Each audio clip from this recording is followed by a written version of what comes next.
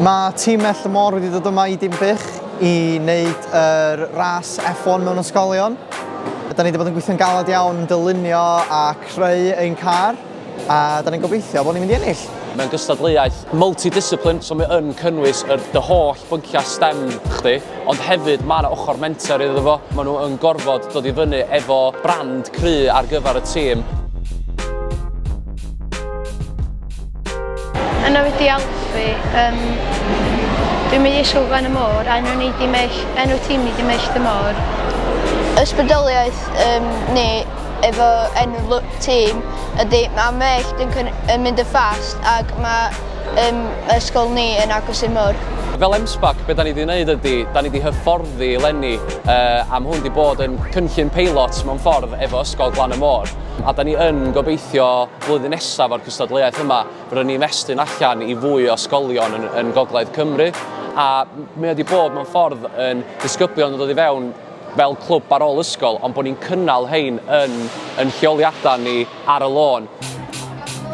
Mae'r plant wedi cael dod I mewn I ein lleoliad ar y lôn a defnyddio ein argraffu 3D, ein mug presses a'r gwahanol offer sydd yna I gyd ar gyfer dylunio'r car.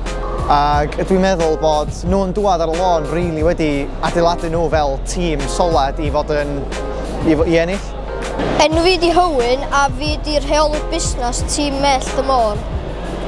Mae Iago yn rheolwr busnes a mae Celt a Ifan yn helpu I ddylunio y car. Fi sydd wedi bod yn diseinio'r dillad ac pwysio bwtwm I'r car. Fyny Ifan a fi yw, dylunir rili a dwi'n helpu manufacturing.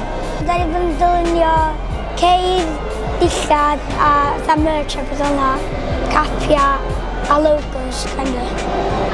Rôl fi yn y tîm oedd designio car efo Ifan. Ar oed ifanc fel hyn, dwi'n meddwl bod o'n bwysig bod pobl ifanc yn cael y cyfleoedd I wneud y math yma bethau, oherwydd dwi'n gwybod o ymchwil, os erbyn yr oed o 40 fel arfer, os ydyn nhw ddim wedi cael y profiad o fewn maes penodol, mwy na thebyg fel arfer, da chi yn colli'r cyfle yna efo'r person ifanc na wedyn I ysbrydoli nhw mewn rhywbeth ella fyswn nhw'n gallu cael gyrfa mewn un diwrnod.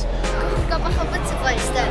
Dwi'n gwrdd amdano fo, mae'n siŵr ydy cael mynd at ffrindiau a cael dysgu fatha newydd. Sgiliau fatha aerodynamics ac pethau da chi'n gorfod wneud I dda fo Formula 1. Fatha sut I wneud y portfolio, be ydyn ni angen wneud, pethau manwl oedd yn helpu ni gyda'r gystadleuaeth. Mae Iago reit bosi de. Mae Alffi a Owen licio siarad lot a chwerthin lot. A mae Celt a Hywyn, mae Hywyn reit ddistaw ond mae'n gweithio lot.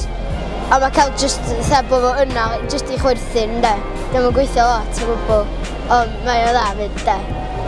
Y highlight o'r brosiect yma ydy Ifan o chwerthin o wneud bob dim.